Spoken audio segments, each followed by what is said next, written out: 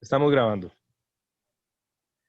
Muy buenas noches, bueno, buenas tardes, casi noches a todas las personas que nos están haciendo el favor de acompañarnos en esta actividad del día de hoy de la cátedra conmemorativa Clodomiro Picado Tuay, Microbiología y Sociedad, que pertenece a la Facultad de Microbiología y al Instituto Clodomiro Picado. Es la segunda actividad que tenemos en el año 2021 y hoy tenemos una actividad con un tema muy especial. El tema específico es envejecimiento en Costa Rica, perspectivas gerontológicas y sociodemográficas, un tema de gran vigencia, de gran relevancia a nivel nacional y a nivel mundial, por todos los cambios que ha sufrido la población mundial en este sentido, una población que va envejeciendo, muy de la mano con las condiciones de vida que ha traído la modernidad en los últimos años, pero que tiene sus implicaciones importantes a todo nivel, incluyendo la parte de salud pública definitivamente, y por eso el interés de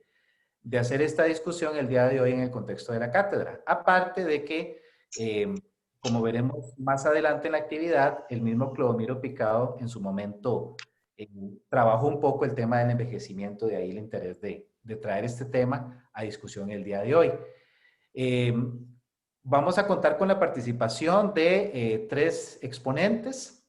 Yo los voy a ir presentando conforme vayamos avanzando en la actividad y les quería recordar a los participantes que entonces la dinámica va a ser de la siguiente manera. Vamos a comenzar con la exposición de diferentes temas por cada uno de los expositores, una exposición breve que cada uno va a tener. Y después vamos a tener un periodo abierto para intercambio con el público participante, donde van a poder hacer sus preguntas y comentarios.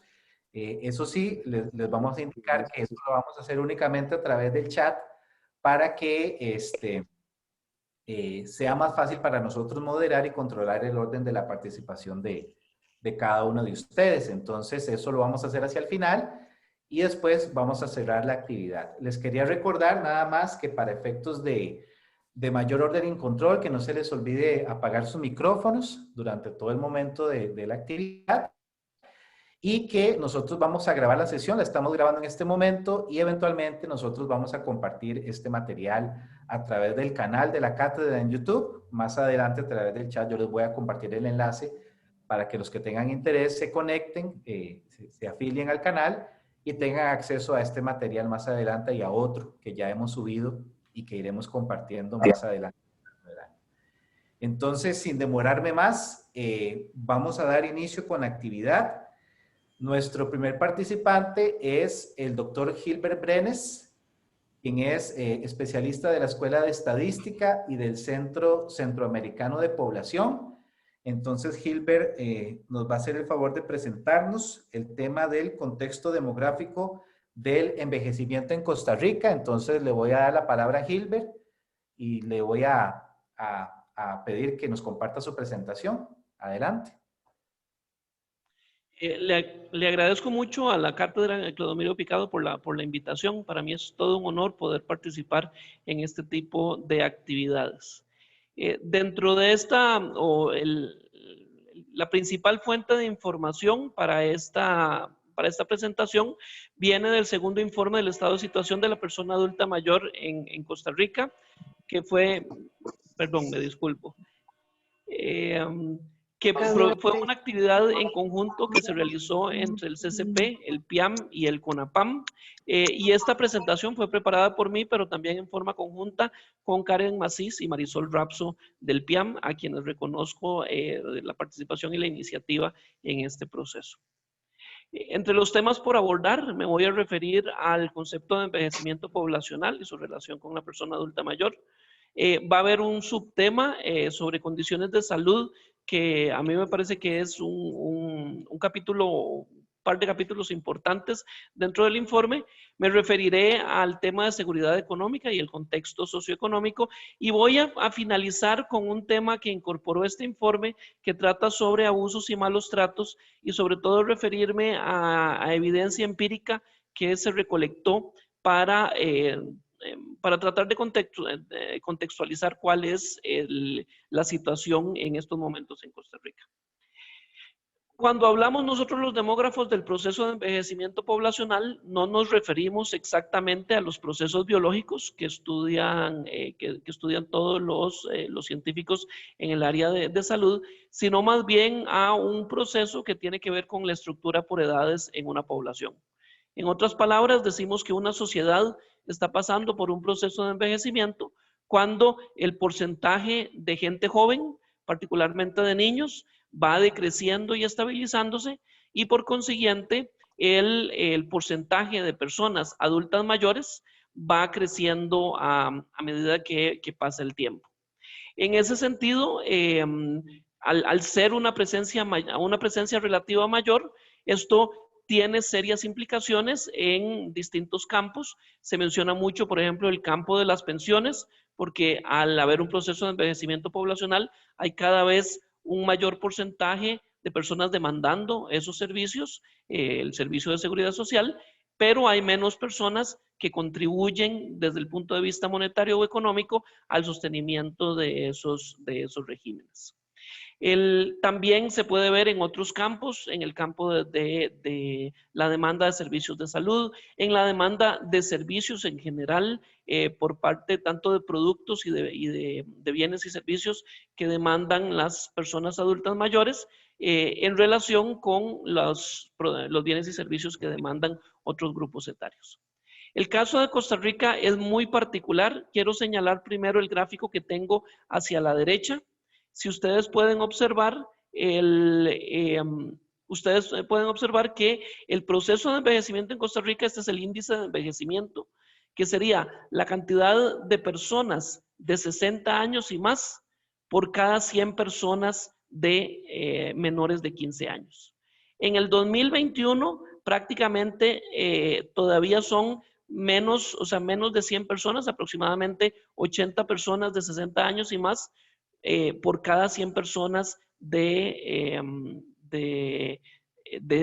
menores de 15 años. Sin embargo, ustedes pueden ver que ese índice en Costa Rica crece considerablemente rápido, y en Costa Rica la evolución del índice es mayor que para el promedio de América Latina, que es la línea anaranjada. También en general para el Caribe, que durante el siglo XX era la región más, o la subregión más envejecida, y también que Suramérica. Costa Rica no es el país más envejecido de América Latina. El país más envejecido de América Latina es Cuba, y lo seguirá siendo de aquí hasta el 2060. El país más envejecido en América Latina durante buena parte del siglo XX era Uruguay, pero dado que la tasa de fecundidad en Uruguay ha sido relativamente mayor a la de Costa Rica, el proceso de envejecimiento en Costa Rica va a ser más acelerado, y sobre todo en la segunda parte del siglo o a mediados del siglo XXI, el índice de envejecimiento va a ser más acelerado. Como ustedes pueden ver, solo Cuba y Chile tienen un proceso más acelerado que Costa Rica en la región latinoamericana. Pueden compararlo con la sociedad con el ritmo más lento en el proceso de envejecimiento, que es Guatemala. En el 2060 todavía van a haber más personas jóvenes que personas adultas mayores. Y algo que hay que mencionar es que el proceso de envejecimiento está determinado por varios procesos poblacionales, en particular la disminución de la fecundidad, que hace que haya menos personas jóvenes, pero también el aumento en la esperanza de vida, que hace que las personas vivan más y entonces haya un mayor porcentaje de personas llegando a esas edades.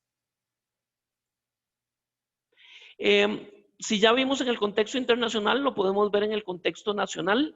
La región que tiene más personas adultas mayores en estos momentos, bueno, aquí tenemos en el 2019, es la región central. Prácticamente 3 de cada 2 personas adultas mayores viven en la región central, y eso se va a mantener al menos hasta el 2050. Además, es la región más envejecida. 9.2% de la población de la región central tiene 65 años y más, y se espera que en el 2050 ese porcentaje llegue a 22.6%. La segunda región más envejecida en estos momentos es la región Chorotega, y esto también está asociado, como ya lo mencionaban antes, posiblemente con la región de la zona azul. Sin embargo, no son los únicos determinantes, pero ven que al 2050 la región Chorotega no necesariamente va a ser la más envejecida, sino que la región Pacífico Central y la región Brunca van a tener índices, se proyecta que tengan índices más altos. En general, para todo Costa Rica, se espera que en el 2050, 1 de cada 5 personas tengan 65 años y más. Y eso implica, como ya lo mencioné antes, toda una serie de replanteamientos en términos de bienes y servicios que requieren las personas mayores. Dentro del informe analizamos ciertas subpoblaciones que no se habían analizado a partir de los datos del censo del 2011. Quiero resaltar en forma muy rápida dos grupos poblacionales que muestran índices de envejecimiento más altos. En este caso, el porcentaje de personas de 65 años y más. En particular, la población indígena, pese a que tiene tasas de fecundidad relativamente altas, aparentemente tiene procesos de envejecimiento bastante acelerados, y posiblemente esto tiene que ver con que los jóvenes indígenas están perdiendo su identidad, y también la población extranjera que no proviene de Nicaragua. Vean que el porcentaje en el 2011, el porcentaje de personas extranjeras que no eran nicaragüenses, que tenían 65 años y más, llegaba al 11%. Esto nos plantea también nuevos retos, porque Costa Rica ha tenido, o los gobiernos de Costa Rica han tenido una serie de iniciativas y programas para atraer sobre todo a pensionados de Estados Unidos, Canadá y Europa, y estas políticas o estos programas se reflejan en un proceso de envejecimiento acelerado, y hay que pensar en cuáles son los bienes y servicios que demanda esta población tan particular.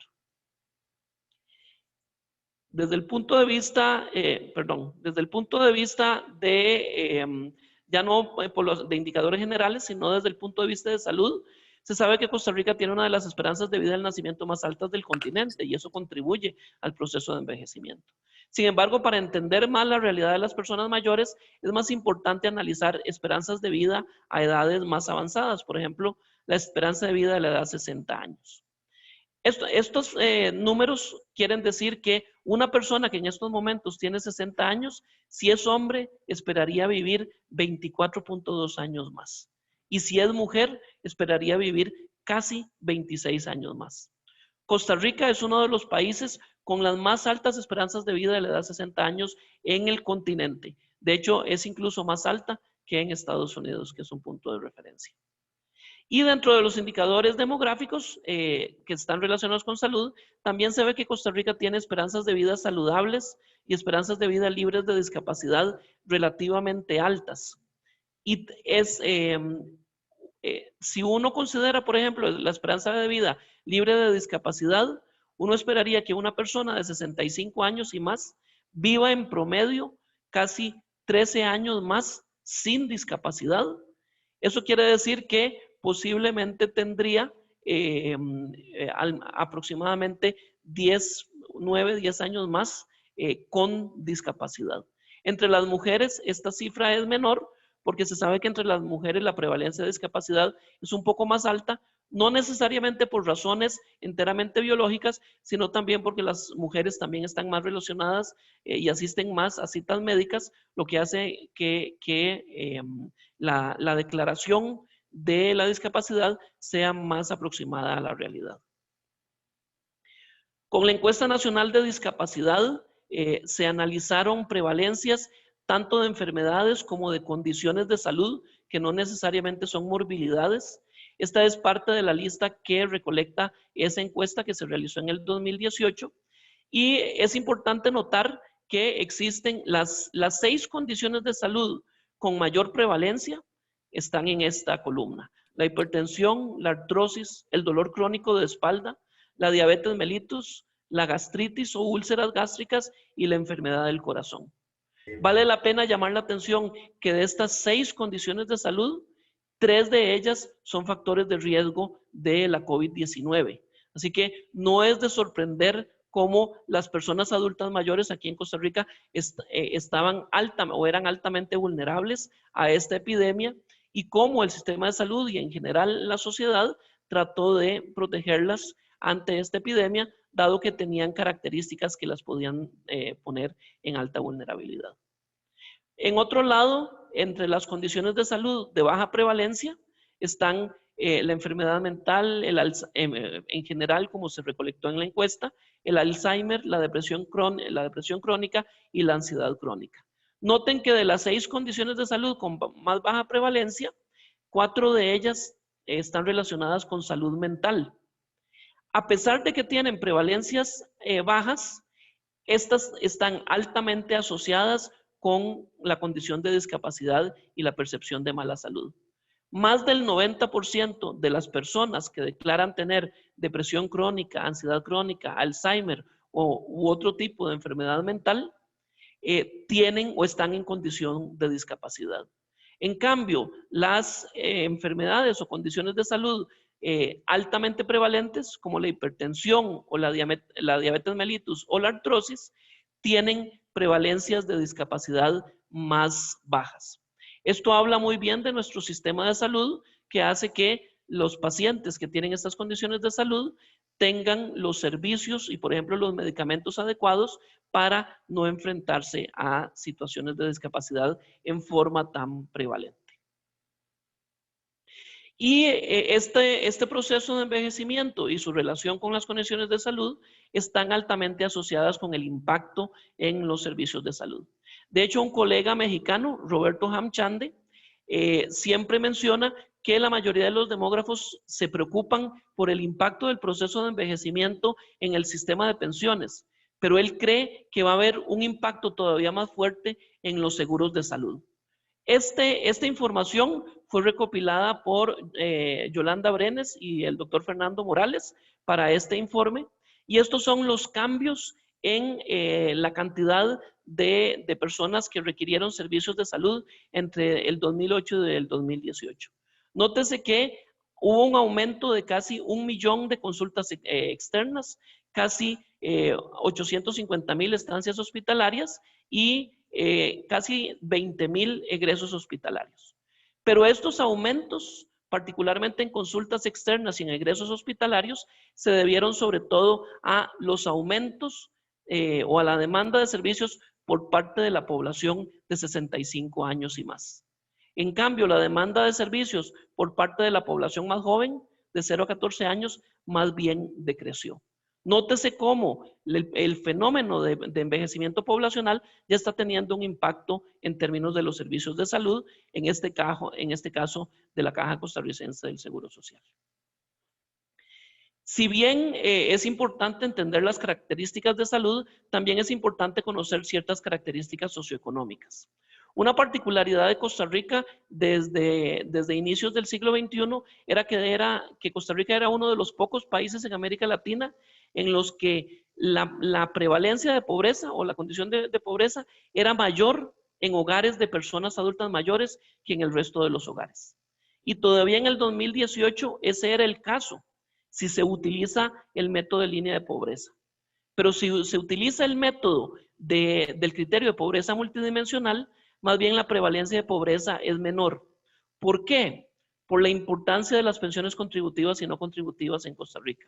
Por la importancia de la tenencia de vivienda, que muchos adultos mayores son propietarios de su vivienda. Por la importancia de no tener deudas por efectos del ciclo de vida y por los ingresos de otros miembros del hogar.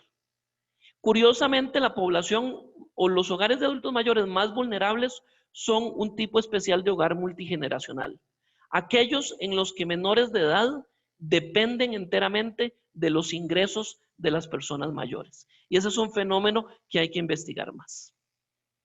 Existen otros cambios sociales dignos de resaltar. Por ejemplo, ha venido creciendo el porcentaje de personas mayores con secundaria o más. En otras palabras, cada vez son más educados los adultos mayores en Costa Rica. Se ha incrementado el porcentaje de personas separadas, divorciadas o en unión libre, y el porcentaje de adultos mayores viviendo solos o solo con la pareja. A pesar de que en Costa Rica este fenómeno todavía no es tan prevalente, ya se empieza a pensar en temas que se hablan particularmente en Oriente, digamos en China, Singapur o en Europa, sobre el fenómeno de la soledad entre personas adultas mayores. Y eso es un tema que cada vez va a cobrar más importancia en el futuro por este contexto social. Quiero concluir en términos de los subtemas en términos generales con el tema de abusos y malos tratos. Nosotros le solicitamos al Poder Judicial que nos generara tabulados de acuerdo a las demandas de servicios por parte de adultos mayores. Y este es el cuadro de los procesos abordados en juzgados penales en los que los ofendidos o en los que las ofendidas eran las personas adultas mayores. Hay algunos de estos que tienen que ver con delitos muy comunes: el hurto simple, la estafa, los daños y el robo agravado. Pero yo quiero resaltar otros tipos de penales que resaltan en este grupo poblacional: la desobediencia a la autoridad, la agresión psicológica, la infracción a la ley integral de la persona adulta mayor y el incumplimiento de una medida de protección. La conclusión que nosotros hicimos en este informe es que cada vez las personas adultas mayores y sus familiares están dándose cuenta de los derechos a los que está, o de los derechos humanos de las personas mayores, y que cada vez están entablando procesos para el reconocimiento de esos derechos. También la encuesta nacional de discapacidad captó información sobre victimización. Nótese que prácticamente 4 de cada 10 personas adultas mayores dijeron que habían sido víctimas de cierto tipo de violencia. Y el principal tipo de violencia es la verbal. Y en cambio, en términos de discriminación, reportan menor prevalencia de percepción de discriminación, apenas un 10%. Pero vale la pena resaltar que los principales contextos de esa discriminación son la familia, el barrio, el transporte público y curiosamente también los centros de salud, porque estamos notando que las personas quieren demandar sus derechos y recibir buenos servicios, particularmente en los centros de salud. Quiero llegar entonces a las conclusiones generales. En términos del proceso de envejecimiento poblacional en Costa Rica, existen diferencias a lo interno de la población adulta mayor. Hay diferencias sociales, económicas y culturales que son importantes de entender para ver las distintas demandas de servicios por parte de esta población. Y las características de algunos de estos subgrupos los constituyen en poblaciones vulnerables que requieren la atención del Estado, pero también de la sociedad en general y de la comunidad en particular. El aseguramiento y promoción de los derechos de las personas mayores busca mejorar el bienestar social de esta población, y los adultos, las personas mayores, se están dando cuenta cada vez más de que tienen la forma de reclamar por esos derechos. Esa es una de las conclusiones más importantes de este informe. Con esto quiero resaltar, este segundo informe está en el repositorio institucional Querguá, así que está al alcance de todas las personas que quieran revisarlo. Les agradezco mucho por la oportunidad. Muy bien, excelente, doctor Gilbert. Muchísimas gracias por la presentación muy completa. Nos da datos muy interesantes que más adelante vamos a poder discutir. A continuación, vamos a darle el espacio al doctor Daniel Valerio. El doctor Valerio es médico especialista en geriatría y gerontología. Él trabaja en el Hospital Blanco Cervantes y él nos va a hablar acerca de la evolución del tema del envejecimiento, pero en el contexto clínico y médico. Entonces le damos la palabra al doctor Valerio. No sé si va a compartir alguna presentación. Sí, vamos a compartir. Muy buenas tardes a todos.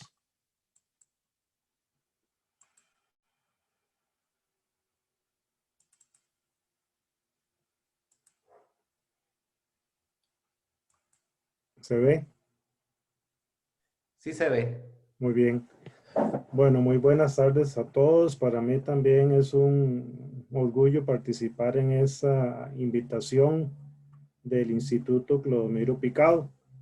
Yo soy médico especialista en geriatría y gerontología, trabajo en el Hospital Blanco Cervantes y hoy quiero hablarles de cómo ha evolucionado el proceso de envejecimiento en los últimos años, tomando como punto de partida a don Clodomiro Picado.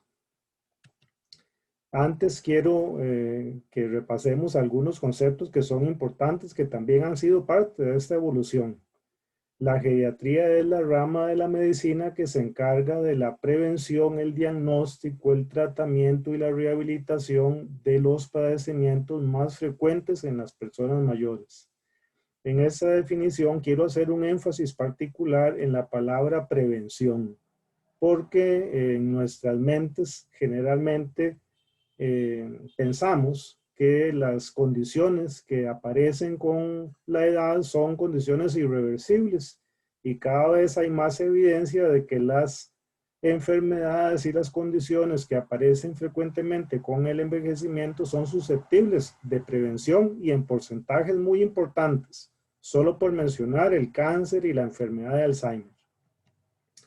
La gerontología, por otro lado, es la rama del conocimiento que se encarga del estudio del envejecimiento.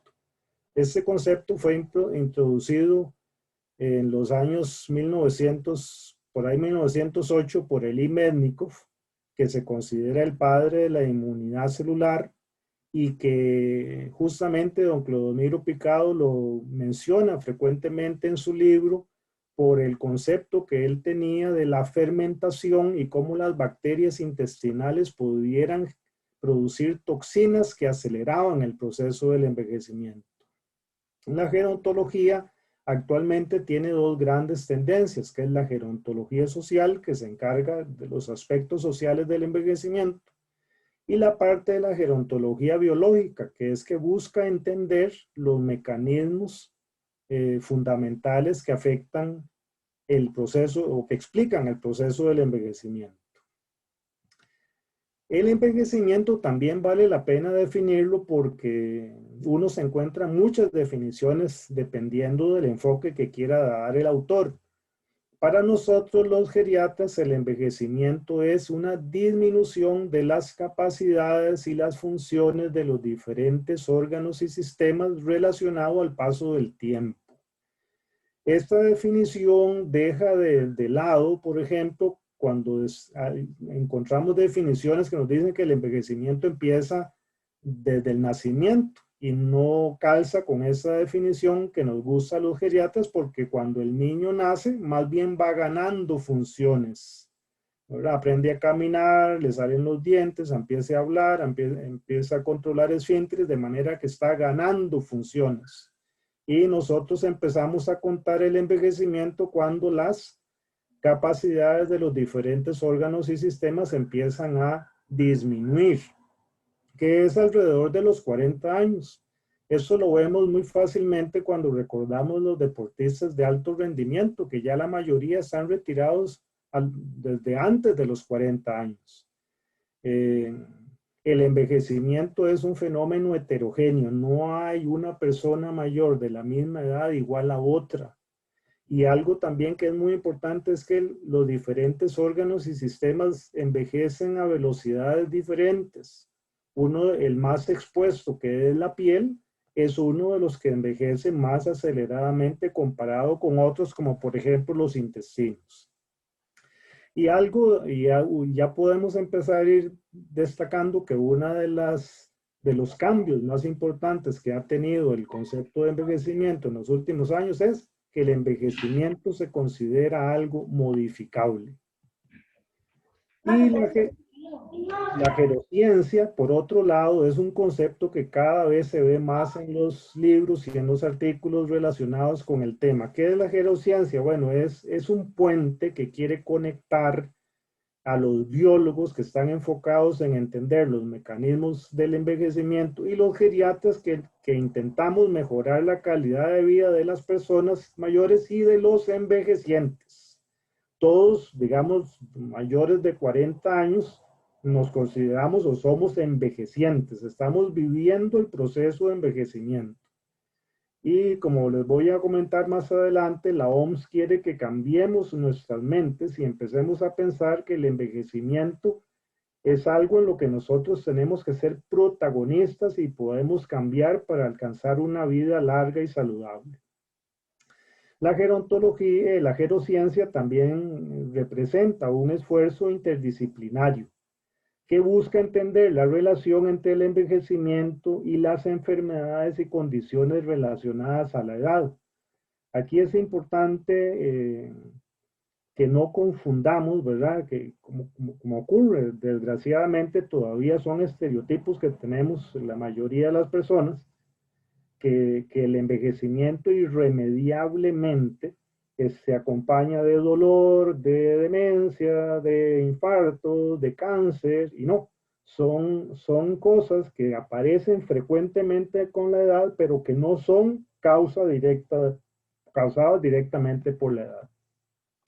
Este es un ejemplo de lo que quiere hacer la gerociencia, como entendiendo los mecanismos básicos del envejecimiento, que más adelante voy a volver a mencionar, como el agotamiento de las células madre, la alteración de los mecanismos de comunicación intercelular, especialmente la parte endocrina, inmunológica y neural, la inestabilidad genética, el acortamiento del telómero, las alteraciones epigenéticas, la alteración de la proteostasis, que es muy importante.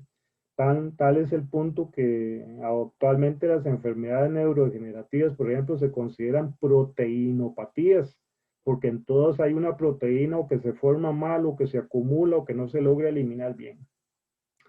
Este concepto que es fundamental para la aplicación práctica en la vida diaria, que es la alteración de la sensibilidad a los nutrientes, la disfunción mitocondrial y la senescencia celular, que se refiere a la acumulación de células dañadas.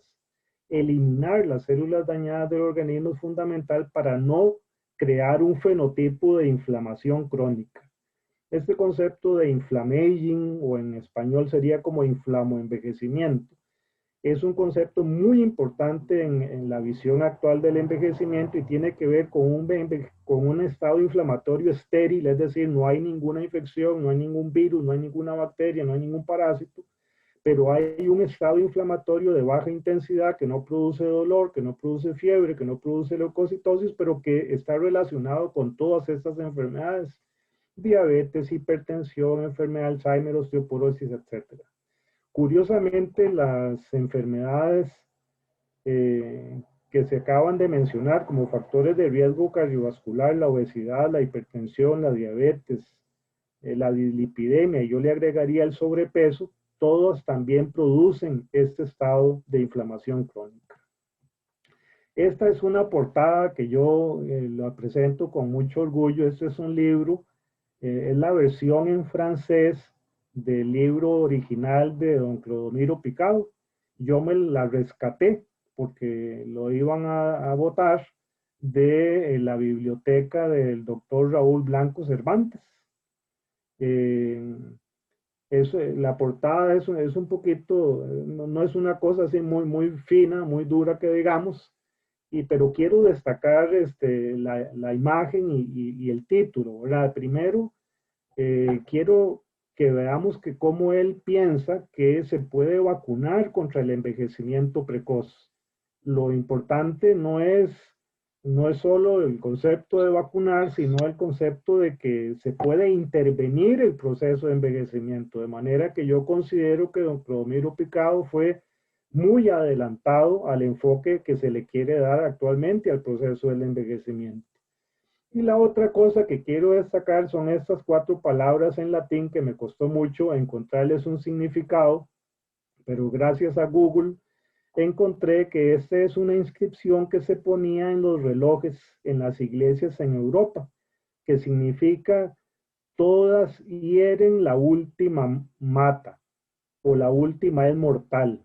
Es decir, que Clorito Picado pensaba que en el proceso de envejecimiento hay cosas que van dañando al sistema, hay cosas que van dañando al organismo y que se van sumando, y que una vez que se suman y que se acumulan, que se produce la muerte. Entonces, quiero rescatar esto del libro, de cómo en su mente él soñaba con intervenir el proceso de envejecimiento. Aquí les presento unos de los títulos o de los capítulos de su libro. Por ejemplo, la senectud y las causas que lo provocan. Estaba muy interesado en el tema de las causas del envejecimiento, cómo luchar contra la senectud, y vean el concepto, ¿verdad?, que se usa actualmente del rejuvenecimiento, como vamos a ver actualmente es un concepto que está retomando. A algunos no les gusta mucho usarlo, pero sí por lo menos podemos pensar que existe el proceso de reparación o capacidad de reparación del sistema. Por eso yo me tomé el atrevimiento de decir, y espero que ustedes coincidan conmigo, que Clodomiro Picado para mí es el primer biogerontólogo costarricense y cuidado si no latinoamericano. Y luego vean cómo él trató de inmunizar, ¿verdad? Tenía el tema de la inmunización activa contra la senectud precoz. Yo me leí este libro y hay una parte de cuando él experimenta con las orugas y ve que si se inyecta sangre, digamos, de las orugas viejas a las nuevas, a las jóvenes, ellas pueden vivir un poco más. Y hay un párrafo donde él le pide a su asistente que le consiga sangre de gente mayor, ¿verdad? Le dice que no le dé los nombres para no entrar en problemas. Y él se inyectó suero o plasma sería, de conocido, de gente que el asistente le llevaba la sangre de que eran mayor a él esperando experimentar él algún fenómeno. Bueno, ¿qué ha pasado? ¿Qué es lo que ha pasado después de don Clodomiro Picado y todo su aporte conceptual al tema del envejecimiento? Bueno, los biogerontólogos han encontrado, por ejemplo, este animalito del mar, es un tipo de medusa de muy pequeño tamaño que se considera eterna, es decir, puede vivir muchos años, cientos de años, y cuando encuentra condiciones inapropiadas para su supervivencia es capaz de entrar en un estado como de hibernación, digámoslo así, y de revivir o de rejuvenecerse todas las veces que sea necesario. Este otro animalito es la rata desnuda del desierto. Ustedes saben mejor que yo cómo la rata común y corriente, la rata gris, que vive alrededor de 2 años, esta vive alrededor de 30 años. Tiene características muy especiales, es resistente al cáncer inducido y al cáncer espontáneo. Tiene una ausencia de fibras de dolor, de manera que es resistente al dolor. Y además, tiene condiciones metabólicas importantes que le permiten tolerar el ayuno y la falta de alimentos. Y además se reproducen en tipo como las abejas, ¿verdad? De manera que hay una reina que es la encargada de la reproducción y las otras son estériles. Estudiando estos animalitos y otras condiciones es que los biogerontólogos han avanzado en el entendimiento del proceso de envejecimiento. También hay casos contrarios de envejecimiento acelerado. Este muchacho se llama Sam Burns, ya murió, es el primogénito de una pareja de médicos de Washington. Su madre, muy triste por el padecimiento de su hijo, se dedicó a investigar qué era la causa de la enfermedad y fue ella la que descubrió que se debe a una mutación en la laminina A, que es una proteína de la envoltura nuclear que impide el proceso de escape del RNA mensajero al citoplasma para la traducción y acelera el proceso del envejecimiento. Vean la ausencia de cejas y no se ve muy bien en la imagen, pero tampoco tienen clavículas.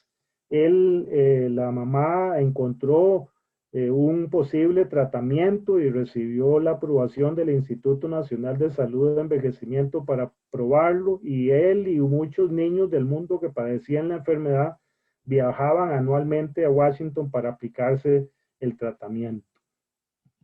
Esta es otra familia de Ecuador, encontrada por el doctor Jaime Guevara. Estas personas sufren lo que se llama el enanismo del Aarón. El enanismo del Aarón se caracteriza por tener una deficiencia del factor de crecimiento insulínico tipo 1 y altas concentraciones de hormona de crecimiento. Pero como no se logra sintetizar el factor de crecimiento insulínico tipo 1, las personas tienen una baja talla.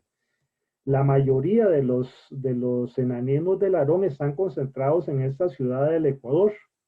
Y no solo tienen baja talla, sino que tienen menos diabetes, menos hipertensión, menos cáncer, menos Alzheimer, menos dislipidemia, menos osteoporosis que las personas que viven en la misma comunidad.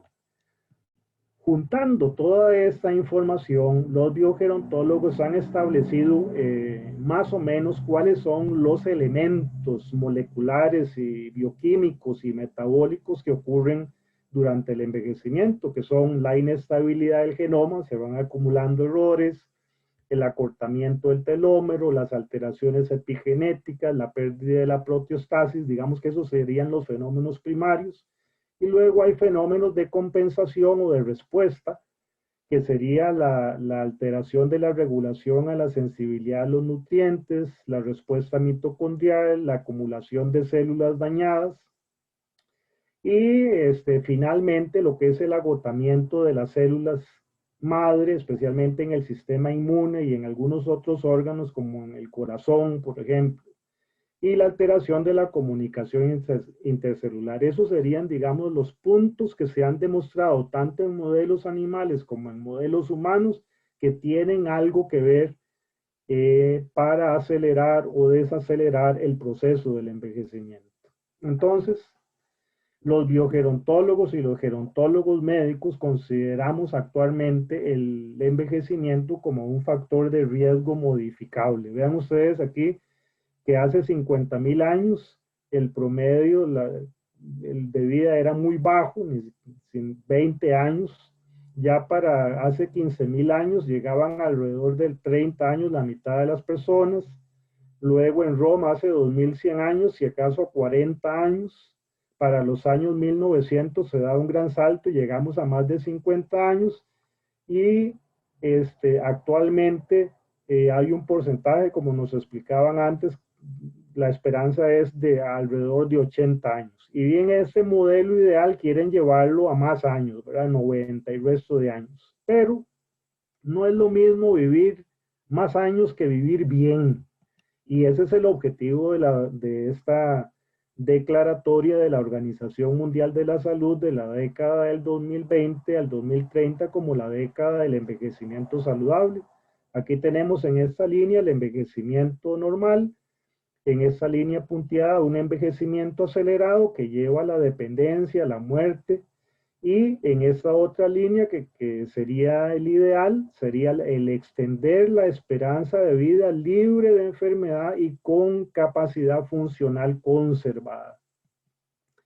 Como les decía, esta década fue declarada por la Organización Mundial de la Salud como la década del envejecimiento saludable. Costa Rica firmó este documento y es parte de los objetivos de los 17 objetivos del desarrollo sustentable, que incluyen combatir la pobreza, el hambre, la enfermedad, etc. Entonces, todos podemos aspirar a una vida larga y sana. Eso es algo importante, es una de las primeras recomendaciones de la Organización del Mundial de la Salud, cambiar nuestra perspectiva del envejecimiento, dejar de pensar que el envejecimiento está irremediablemente relacionado con el dolor, la enfermedad, el cáncer, la muerte, etcétera, sino que podemos aspirar a vivir muchos años, pero bien. Es una cuestión que se está tomando con una dimensión política, porque a los estados les interesa que sus personas mayores estén sanos y fuertes. Y este puente que ha establecido la gerociencia entre, digamos, el laboratorio y los hospitales o la parte clínica es lo que busca o ha dado las herramientas para lograr ese objetivo. Como decía Lord Kelvin, el de los grados Kelvin de la temperatura, para mejorarlo hay que medirlo. ¿Cómo medimos el envejecimiento? Bueno, obviamente que el envejecimiento cronológico no alcanza, no es suficiente. Necesitamos encontrar herramientas para medir el envejecimiento biológico. Hay muchas cosas que se pueden medir, que se proponen como biomarcadores del envejecimiento.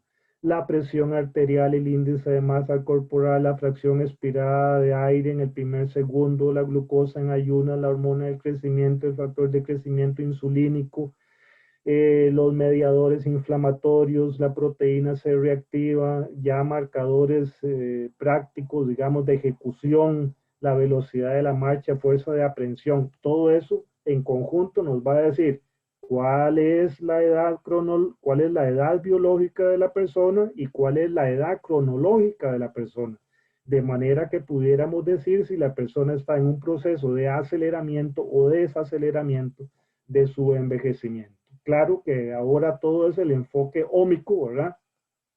De manera que ya hay manuales de laboratorio para cuáles son las sustancias o lo que se mide en el proteoma, en el transcriptoma, en el metiloma, que es el más usado, ¿verdad? El metiloma es el más usado para medir el envejecimiento biológico. Hay herramientas de fotografía del rostro que permiten decir exactamente cuál es la edad, con mucha exactitud, cuál es la edad biológica de la persona. El metagenoma, estudiando la microbiota, que don Clodomiro Picado también en eso fue adelantado, ¿verdad? Cómo pudieron establecer la relación que había entre el intestino y el resto del cuerpo, y la parte metabólica. Y otro que le agregué yo, que es lo que se llama el exposoma, que fue un concepto introducido por este autor en el año 2005, que se refiere a lo que estamos expuestos. Estamos expuestos a la luz, al color, a las relaciones humanas, por supuesto que a los tóxicos, a la contaminación ambiental, a la educación. Eso también es importante. Se ha visto, por ejemplo, que las personas que viven en lugares donde tienen que caminar cierta cantidad de metros, lugares donde hay más verde, color verde en el paisaje, o lugares donde las personas tienen mayores vínculos sociales, esas personas viven más, viven mejor y tienen menos enfermedades. Este es un infograma de la Organización Mundial de la Salud, que nada más quería destacar cómo aquí en el punto número 1 dice modificar los estereotipos que relacionan el envejecimiento con dependencia y carga. Y luego cómo, ¿verdad? Que el envejecimiento saludable es una meta razonable, ¿verdad? Para las personas, cómo toman en cuenta el movimiento, la visión, la audición, etc. Sé que ya me estoy pasando y voy a acelerar un poquito. ¿Cuáles son las intervenciones para el envejecimiento? Bueno, no son intervenciones costosas. No pensemos en un medicamento, no pensemos en un suero, no pensemos en una pastilla, pensemos en cosas simples. La intervención más importante para el envejecimiento exitoso es la alimentación. Y no es comer más, justamente es comer menos y mejor, ¿verdad? Ese sería tema para otra presentación, que sería todo lo que es el ayuno intermitente, la restricción calórica, etc. El movimiento, la actividad física. Estas dos condiciones son gratis, ¿verdad? Prácticamente. Más bien, aquí nos ahorramos dinero y esto es gratis. Y si hacemos un retroceso a nuestra comunidad ancestral, ¿verdad? Eran personas que comían poquito, que no tenían abundancia y tenían que hacer mucha actividad física. De manera que esta sensibilidad a los nutrientes era una sensación permanente de que tenían lo justo para sobrevivir. Es decir, el sistema no notaba que había abundancia de alimentos, de manera que los mecanismos de reparación y los mecanismos de mantenimiento o de rejuvenecimiento, como decía don Clodomiro Picado, se activaban, y esa es una de las posibles explicaciones de por qué estas personas vivían más. Estar alegres, el optimismo, evitar el tabaco, el alcohol, por supuesto que las vacunas, los medicamentos. La metformina es un medicamento que se utiliza actualmente y, como les decía, fue la primera sustancia que el Instituto Nacional de Salud de los Estados Unidos autorizó para intervenir el proceso del envejecimiento. El reemplazo y la regeneración son cosas muy costosas y que requieren muchísima más investigación. Ya para ir terminando, hay algunos que ya me han oído hablar de esto. Marco Vitruvio era el arquitecto de Julio César. Escribió todo un manual para que las construcciones romanas tuvieran cierto estándar, ciertas reglas. Y las reglas que él decía era que las construcciones romanas tenían que ser fuertes, útiles y bellas. Muchos años después, Leonardo da Vinci toma otro escrito de Vitruvio que tiene que ver con las proporciones del cuerpo humano y él lo materializa en este dibujo que todos hemos visto en alguna otra ocasión, ¿verdad? De que el ombligo es el centro del cuerpo humano, que la distancia entre las manos es proporcional a la altura, etc. Entonces yo me pregunto si nosotros también podemos aspirar, como los que estamos relacionados con este tema del envejecimiento, podemos aspirar a un anciano sano. ¿Cuáles serían las características del anciano sano? Así como Vitruvio decía que tenía que tener las construcciones romanas. Yo le he dado mucho pensamiento a esto y creo que las 3 características de un anciano sano es que sea fuerte, que sea lúcido y que sea alegre. Y ya para terminar, no me pude aguantar la tentación de decir que todos los países que avanzan en el tema del envejecimiento tienen un instituto, una organización, algo que estudia el proceso del envejecimiento. Y yo quiero dejar en la mente de ustedes y del instituto que ojalá alguno, yo digo que soy el segundo, porque el primero pudo haber sido Clodomiro Picado. Entonces lo quiero dejar en sus mentes. Ustedes que están más enfocados en la parte académica, ¿cómo para el futuro Costa Rica necesitaría también un instituto que nos ayude a enfocar este problema o este asunto, este tema tan importante? Bueno, muchas gracias. Sé que me pasé, así que me disculpo. Muchísimas gracias al doctor Valerio, no hay ningún problema. La charla creo que estuvo tan interesante que yo creo que no sentimos el tiempo, la verdad, y fue un muy buen complemento de la primera presentación. Antes de ir a la tercera parte de la actividad, les quería recordar a los participantes que después de la participación que sigue del tercer exponente, vamos a abrir el espacio para comentarios y preguntas solamente a través del chat.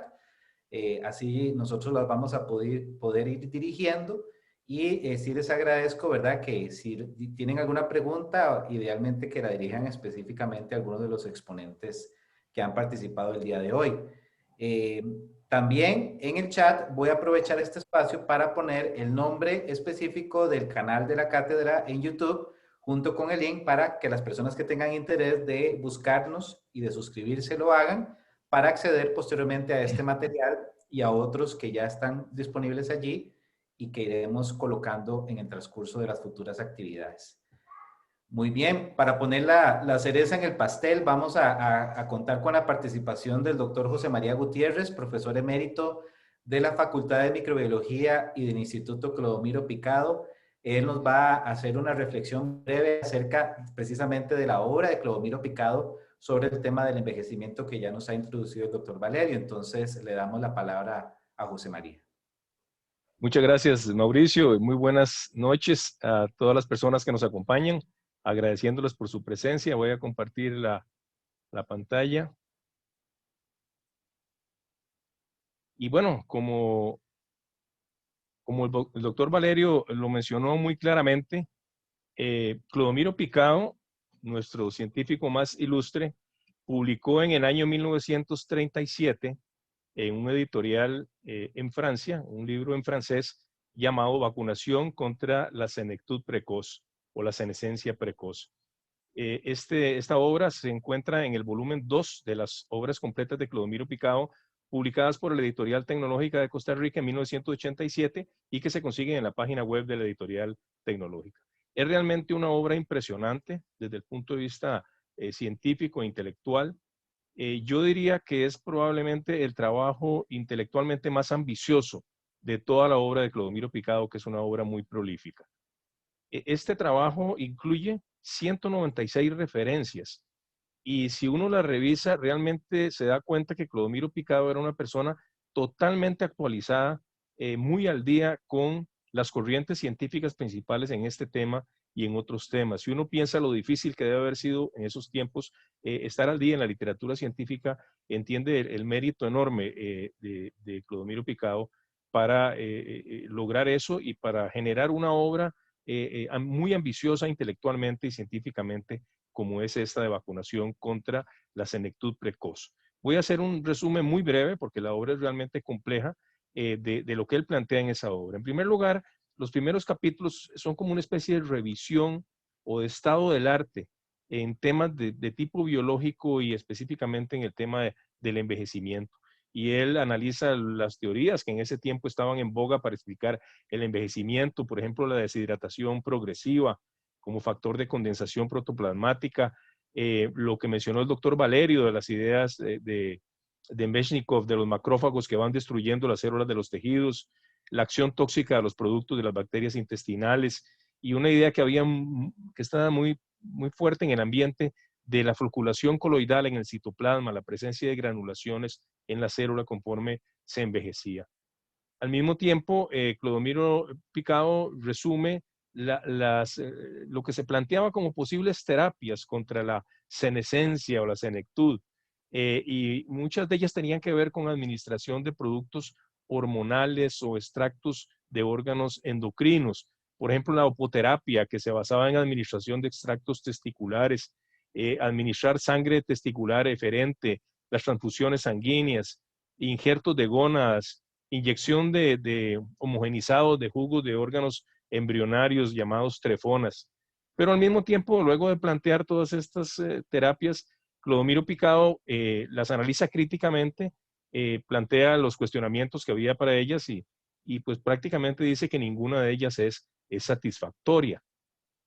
Y entonces él se sumerge en la propuesta del envejecimiento, que es realmente una propuesta intelectualmente muy interesante y muy ambiciosa desde el punto de vista conceptual. Para ello, él se basa en esto que él llama nuestras metamorfosis invisibles. Él acude a la endocrinología, es decir, acude a los conceptos que en ese tiempo estaban ya muy en boga, de que las glándulas endocrinas producen sustancias que circulan, que inciden sobre órganos blancos y que producen cambios muy importantes en el organismo, es decir, que determinan en mucho la vida del organismo.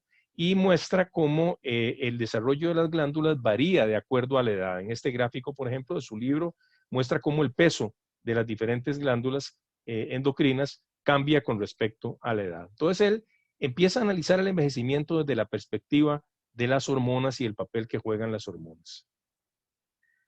Un concepto fundamental en la obra de él, yo creo que es un concepto muy original, es que él muestra con experimentos, no solo con especulación, sino con experimentos, que cuando se hacen extractos de glándulas endocrinas y se obtiene sangre de animales o de personas a diferentes edades, se obtiene el suero sanguíneo y se pone a reaccionar ese suero sanguíneo de personas de diferentes edades o animales de diferentes edades con los homogenizados, con los extractos de las glándulas endocrinas, se observa un fenómeno de precipitación, o sea, de precipitación inmunológica. Es decir, hay un reconocimiento por parte de los sueros sanguíneos de antígenos que están en esos extractos glandulares, en esos extractos de las glándulas endocrinas.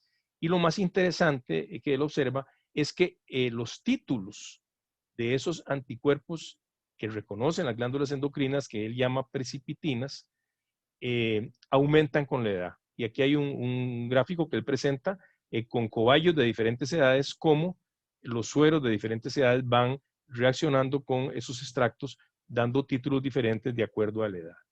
Él a eso lo llama autoprecipitinas. Vean qué concepto más interesante. Y introduce o plantea en su obra el concepto de autoanticuerpos, ¿verdad? Él lo que dice es que las especies más diferenciadas entre los vertebrados, esto es un texto tomado directamente de su libro, son las que producen en más alto grado las precipitinas antiendocrinas específicas.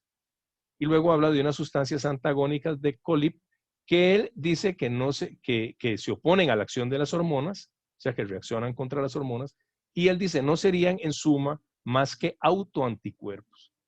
Eso es sumamente interesante porque el concepto de autoinmunidad es un concepto, digamos, más reciente. La comprensión de la causa de enfermedades como la artritis reumatoide o el lupus eritematoso, según estuve viendo en la literatura, es por ahí de los años 50, de manera que plantear en el año 37 este concepto de autoanticuerpos es muy interesante y sobre todo porque estaba en el ambiente una idea muy fuerte, casi un dogma, propuesta por Paul Ehrlich, uno de los fundadores de la inmunología, que se denomina horror autotóxicus, que significa que el organismo no produce anticuerpos contra sí mismo.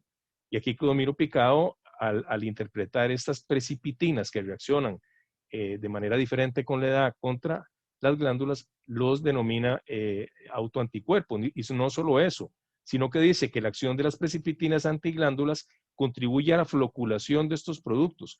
Y esta floculación es una de las causas de la senectud. Vean que un concepto en realidad muy novedoso, muy interesante para su tiempo. Y luego hace más experimentos. Por ejemplo, él toma suero de conejos viejos y lo inyecta en conejos jóvenes. Y luego, es decir, inmuniza con suero de conejos viejos a conejos jóvenes. Y luego toma el suero de esos conejos jóvenes y ven cómo reacciona. Y observa que ese suero precipita, o sea, reacciona inmunológicamente con el suero de conejos viejos, pero no con el suero de conejos jóvenes. Es decir, que hay antígenos en la circulación en los conejos viejos que cuando son inyectados en conejos jóvenes generan anticuerpos que reaccionan contra esos antígenos que están en los conejos viejos, pero que no están en los conejos jóvenes, y él habla de anticuerpos de vejez. Entonces va elaborando lentamente en el libro estos conceptos, y entonces lo que plantea es que si uno inyecta suero de animales viejos, y bueno, lo plantea también para personas, en animales jóvenes, estos animales, digamos, se desarrollan con más fuerza. Vean aquí, en este caso, son animales inyectados tratados con suero de animales viejos, y estos son los testigos, los controles, y los animales tratados con sueros de animales viejos se desarrollan mejor que los otros. De manera que empieza a haber una ventaja en administrarle a animales jóvenes el suero de animales viejos para retrasar el envejecimiento. Y precisamente ahí es donde nace su idea, su propuesta de que es posible vacunar, prevenir la senectud precoz. Él lo dice de esta manera: los animales que hemos tratado con jugos de órganos presentan precipitinas muy altas, que son las características de la senilidad. Es decir, si se inyectan extractos homogenizados de glándulas endocrinas, se producen estas precipitinas que son características de la senilidad. Pero los que han recibido en su juventud suero de animales viejos tienen las precipitinas serosas antiglándulas endocrinas correspondientes a las de animales jóvenes.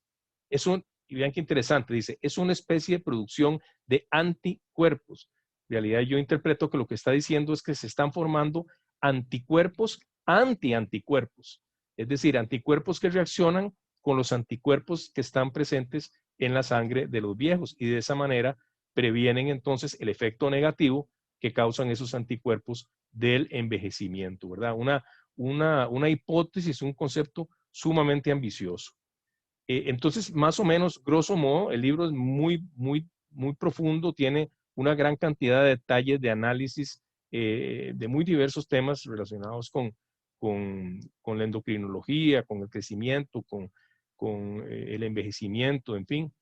Pero lleva este hilo conductor a donde él lo que plantea es que el envejecimiento es causado por la aparición de anticuerpos contra nuestras propias glándulas, y que si es posible prevenir o generar inmunidad contra esos mismos anticuerpos, vamos a tener un efecto de prevención contra la senectud precoz.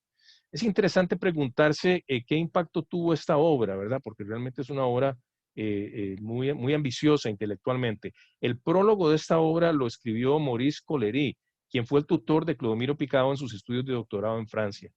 Y él hace un elogio de Clodomiro Picado, de lo que él ha sido, de su inquietud intelectual. Pero me llama la atención que incluso hace un comentario como tomando cierta distancia de las hipótesis de Clodomiro, probablemente no queriendo comprometerse él con eso, precisamente por lo ambicioso de estas hipótesis en ese contexto. Y yo me encontré en el Journal of American Medical Association del año 1939 una reseña del libro de Clodomiro Picado, publicado en ese famoso journal médico de los Estados Unidos, a donde se describe el libro, se le valora como un libro importante y se recomienda su lectura. De manera que sí es un libro que tiene que haber trascendido en ciertos círculos de la comunidad científica internacional. Termino aquí insistiendo que a mí me parece que es de las obras más de mayor calidad académica, más ambiciosas intelectualmente y científicamente de Clodomiro, a donde no solo combina visiones novedosas de la biología, sino también una base experimental con los recursos tan limitados que él tenía, una base experimental muy interesante, de manera que como parte de la cátedra Clodomiro Picado Dwight, pues rendimos este tributo al doctor Clodomiro Picado como un gran investigador que también incursionó en este campo tan interesante del envejecimiento. Muchas gracias. Muchísimas gracias, José María, por la presentación tan interesante de esta obra de Clodomiro, una de sus obras de un periodo más tardío, ¿verdad?, de su trabajo científico y claramente pionera, sobre todo para la época en la que se desarrolla.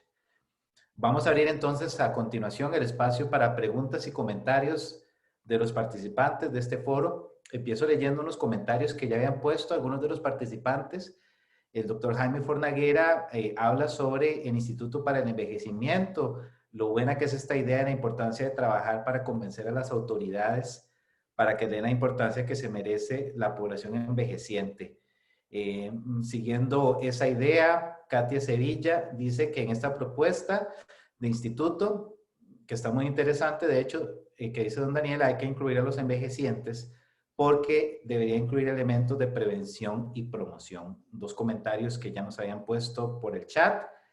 Irma Arguedas nos dice, gracias, muy buenas las presentaciones y se complementan. Dice un comentario para cualquiera de los expositores, entonces ahí puede ser para cualquiera de los tres, desde el campo socioeducativo. Hay aportes muy valiosos que evidencian la importancia en el proceso de envejecimiento de contar con oportunidades para contribuir de forma significativa con relaciones interpersonales de apoyo mutuo y de estar libre de discriminaciones.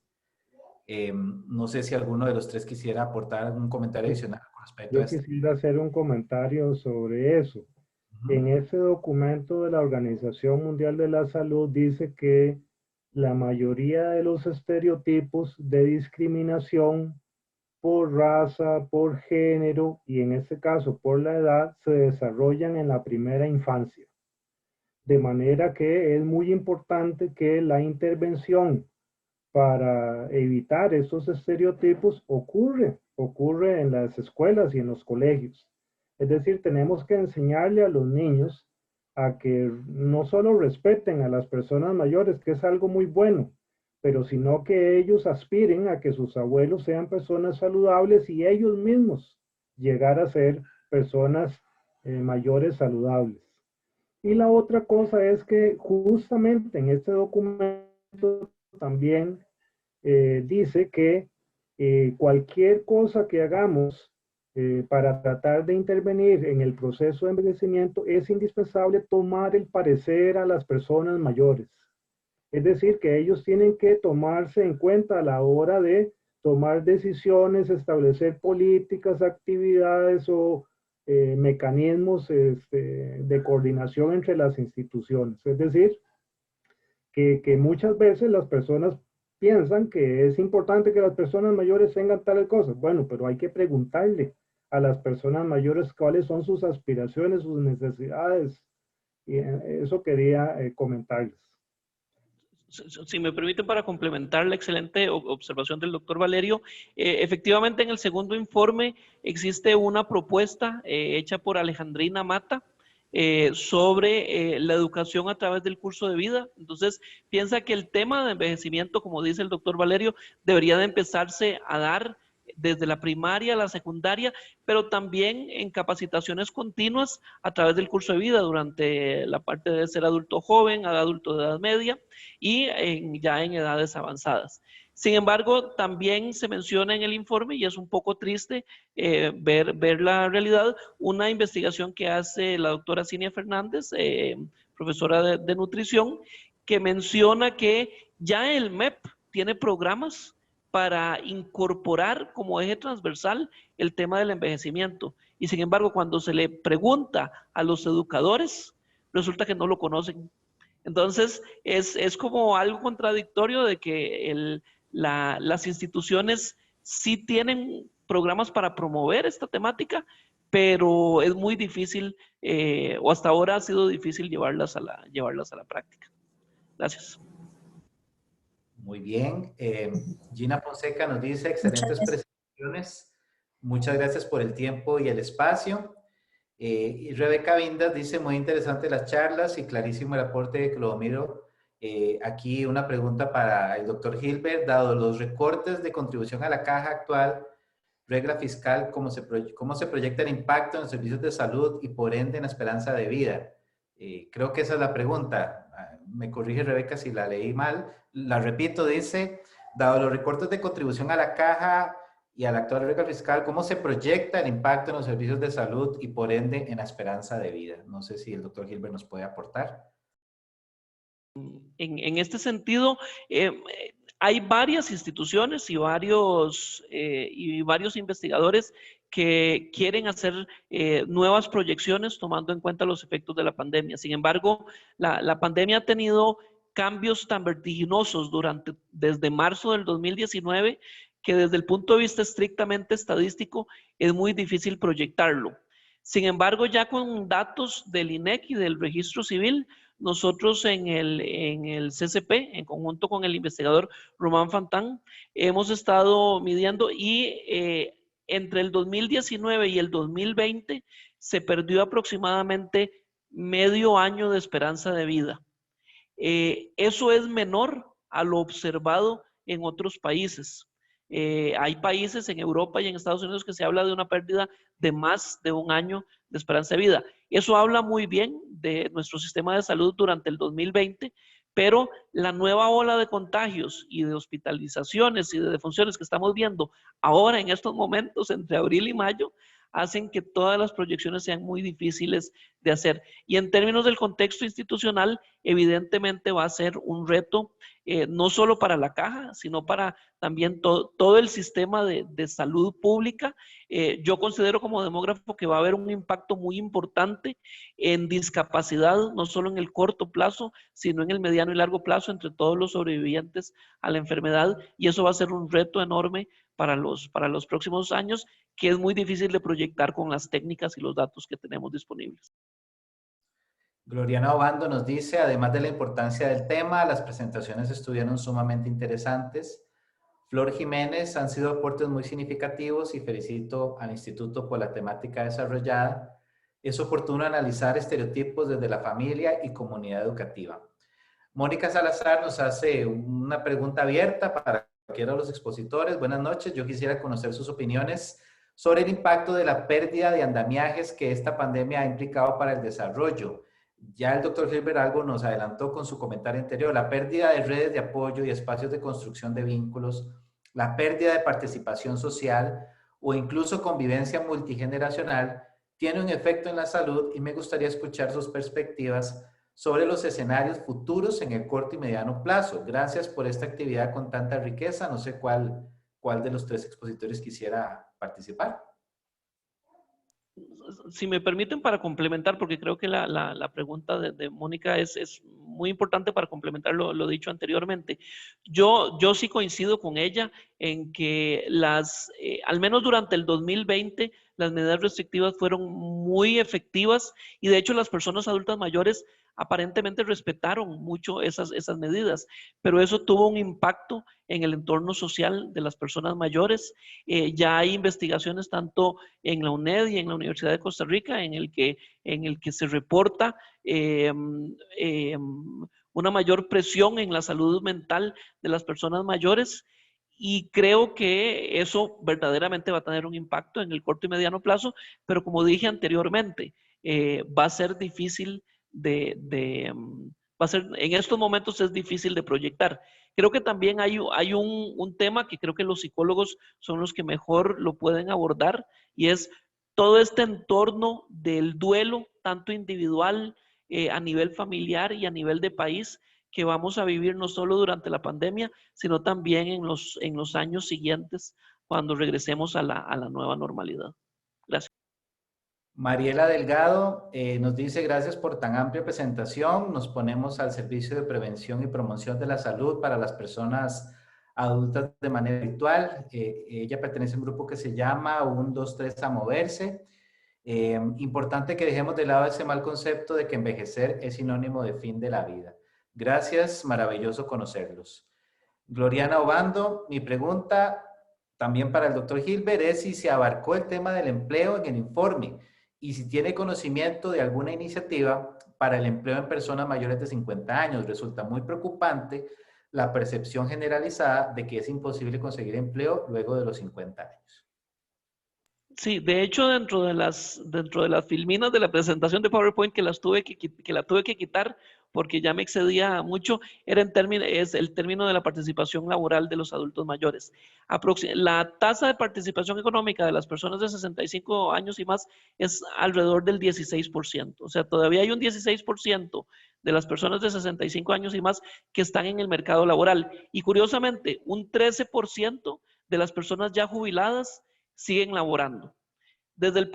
Hay una hipótesis que es que eso se debe a las desigualdades inherentes a nuestro sistema de seguridad social, pero también desde el punto de vista optimista es que personas ya jubiladas se mantienen con muy buena salud y entonces quieren seguir dando aportes a la sociedad desde toda su experiencia. Lo que sí hemos notado, al menos con datos de las encuestas de hogares, es que la mayoría de los empleos de las personas mayores son en empleos independientes, generalmente, o sea, no son asalariados y en general en el sector, sobre todo en el sector servicios y en lugares dentro de la vivienda o cerca de la vivienda. Yo no conozco planes para relanzar o para aumentar las posibilidades de participación económica a partir de los 50 años, pero sí habría que tomar en cuenta esas particularidades, sobre todo para dar las facilidades a las personas de cierta edad de seguir en el mercado laboral, pero con condiciones, digamos, más cómodas a sus características económicas. Gracias. Muy bien. Chun Chik Liu nos dice que concuerda con Flor Jiménez en su comentario anterior, por ello es importante intervenir con los padres también. Katia Sevilla del Grupo Orientación Integral para la Familia nos dice, desde Orientación Integral para la Familia, trabajamos el tema de formación de cuidadores de mayores, quedamos a la orden para realizar acciones colaborativas en la línea educativa. Gabriela Fallas nos pone un comentario, saludos, muchas gracias por las presentaciones, importante poder divulgar esta información. Debemos trabajar desde la niñez con los familiares y las redes de apoyo, asociaciones de desarrollo, principalmente con los datos que ustedes presentan, por ejemplo, el trabajo que desde los gobiernos locales se debe realizar en la región Brunca y el Pacífico Central, ya que el abordaje es escaso o nulo. Se puede trabajar en coordinación con el CONAPAN a través de los programas de atención domiciliaria y comunitaria, redes dirigidas a las personas mayores para que se active uno por cada cantón. Deben trabajar para disminuir la brecha tecnológica existente en cuanto a la alfabetización, la utilización de aparatos y el acceso del Internet. Muchas gracias. Joana Fernández nos dice, muchas gracias a la cátedra por tratar el tema del envejecimiento en nuestro país para sumar a los esfuerzos que como país y sobre todo sociedad debemos hacer para poner este tema en la agenda nacional, de manera que se pueda lograr el establecimiento de políticas públicas que favorezcan un envejecimiento saludable de la población. Adriana Paniagua nos dice, veo que se está grabando, ¿se va a enviar por correo o lo publicarán en algún lado? Sí, Adriana, nosotros tenemos un canal en YouTube, un canal de la cátedra, lo puede buscar con el nombre de Cátedra Conmemorativa Clodomiro Picado Tuay. Ahí más arribita en el chat yo puse inclusive el link para que puedan acceder más adelante al video de esta presentación. Joana Fernández nos dice, en AGECO, la Asociación Gerontológica Costarricense, desde el año 2020 se estableció el programa Sigo Vigente que promueve la contratación de personas mayores de 45 años mediante procesos de capacitación para estas personas. Creo que no tengo más comentarios por el momento ni preguntas. Bueno, aquí tengo uno de Melissa Brock. Dice, muchas gracias por esta actividad. nos brinda un panorama claro de la prioridad que debemos de dar a esta temática en nuestra sociedad y desde la universidad. Coordina un TCU, promoción del envejecimiento saludable y solidaridad intergeneracional. Hemos visto que a líderes comunales les preocupa el sedentarismo en jóvenes por los cierres de espacios por la pandemia, por las actividades virtuales y la salud mental de las personas adultas mayores por el aislamiento y brecha tecnológica que les impide socializar. Necesitamos hacer grandes esfuerzos para lograr una población que viva más años, pero con calidad de vida. Saludos. Yo quería aprovechar, ya que no hay más comentarios, para hacer una pregunta a José María principalmente. Yo escuché por ahí de la compañera Pilar Salas, que hasta hace poco era miembro también de la cátedra, que el doctor Alfonso Trejos había trabajado también el tema del envejecimiento, que él había de hecho iniciado un programa, uno de los primeros programas en la Universidad de Costa Rica, no sé si fue el primer programa, sobre el tema del envejecimiento en los años 80, que inclusive todavía en esa época era bastante pionero. Lo que pasa es que por la muerte prematura del doctor, eso como que quedó ahí, no se le dio mucha continuidad. Yo no sé si usted ha escuchado algo al respecto sobre Sí, eso. efectivamente, Mauricio. Bueno, es muy, muy oportuno lo que comentas, porque el doctor Alfonso Trejos Willis fue un extraordinario profesional y ciudadano, y fue un discípulo de Clodomiro Picado. Fue, de hecho, el discípulo más joven de Clodomiro Picado cuando Clodomiro Picado falleció, y él de alguna manera es un eslabón, una conexión entre la herencia de Clodomiro Picado y el desarrollo posterior de la Facultad de Microbiología en la Universidad de Costa Rica, que se convirtió en un centro de efervescencia académica en la década de los 50 y ha continuado siéndolo. De manera que don Alfonso Trejos es una figura muy importante de la investigación científica nacional y un eslabón entre Clodomiro Picado y lo que vino después. Pero, bueno, don Alfonso fue director del laboratorio del Hospital San Juan de Dios mucho tiempo, fue profesor de la Facultad de Microbiología, fue miembro del Consejo Universitario, un individuo muy inquieto en muchos planos, inclusive político, que es un plano a donde a veces se deja de ver ese aspecto del trabajo de don Alfonso. Y entre muchas cosas que hizo, fue interesarse por este tema y crear en el Instituto de Investigaciones en Salud un programa sobre envejecimiento. De hecho, es una de las líneas de investigación que tiene, más bien de los grandes programas que tiene el Instituto de Investigaciones en Salud, de la línea de envejecimiento, que fue creada por don Alfonso. Y creo que también él participó directamente en la creación ya del programa institucional de la Universidad de Costa Rica sobre el tema del envejecimiento. De manera que sí, don Alfonso falleció en 1987, pero toda esa década de los 80 él se dedicó mucho en la Universidad de Costa Rica a promover este tema del envejecimiento, tanto en investigación como en organización de actividades que dieron lugar a estos programas, de manera que es muy bueno que lo haya sacado a colación porque es también una conexión directa con Clodomiro Picado y este tema del envejecimiento. Muy bien. Un par de comentarios adicionales. El doctor Norman Rojas, el decano de la Facultad de Microbiología, nos da las gracias por el foro, que fue muy valioso. Y Santiago Gómez nos dice también muchas gracias por el foro. Una pregunta abierta para el doctor Daniel o el doctor Gilbert. El tema del envejecimiento, yo creo que no sé si se puede definir como algo que se puede ver como algo positivo, como una señal de bienestar para un país, o por otro lado, tal vez se puede ver como algo no tan positivo en el sentido de los problemas que eso puede acarrear a los sistemas de salud, a mucha logística. ¿Cómo se debería percibir el tema general del envejecimiento de la población en un país? ¿Como algo meramente positivo, de bienestar o no?